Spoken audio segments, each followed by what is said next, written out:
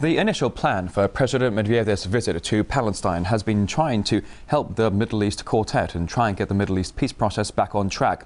Russia reiterates its commitment to back a Palestinian state with the capital in East Jerusalem. It's according to President Dmitry Medvedev, who's been meeting with Mahmoud Abbas.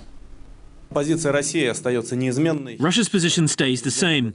We made our choice at the end of the 1980s. We've been backing and we will be backing the right of the Palestinians to create their own state, independent, united, sustainable, with the capital in East Jerusalem. Well, the initial plan for President Medvedev's Middle East tour was to hold talks with Israel as well. But this was spoiled when its officials went on strike, leading to the visit's cancellation. Some say it is more than coincidence, as RT's Paula Slier reports. It's Russian President Dmitry Medvedev's first visit to Palestine. But he's not meeting one Israeli official because the Jewish state's foreign ministry has gone on strike. It insists the strike was not planned to coincide with Medvedev's visit and was simply a call for higher wages.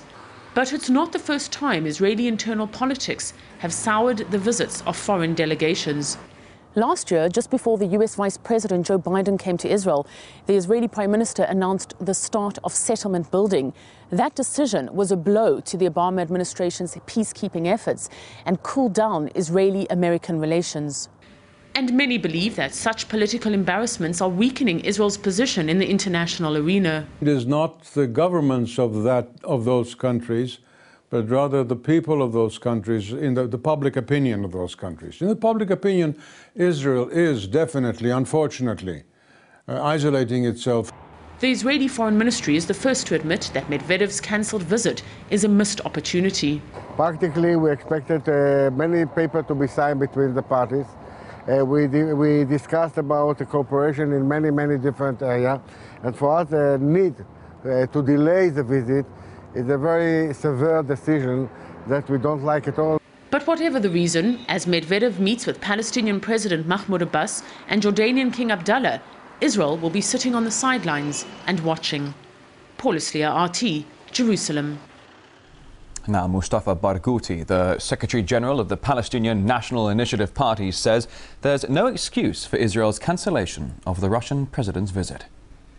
The issue of the strike at the foreign ministry is not a justification by any means. The Prime Minister of Israel could have arranged the visit, and the security apparatus is so big in Israel that this would not be a problem.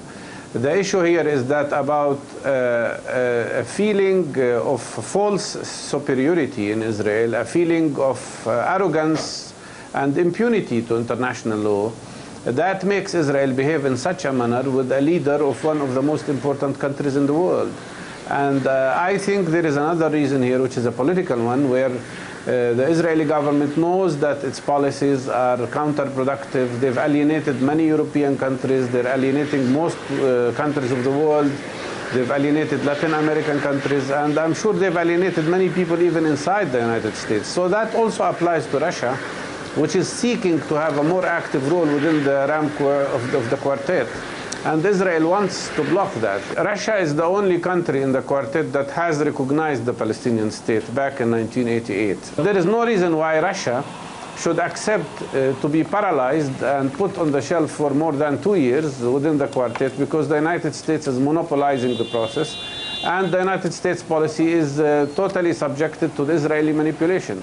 And I think things have reached a point where the Israeli policy is even hurting the American strategic interest. That's why Mr. Obama tried to make some correction when he spoke about settlements and so on, but he failed.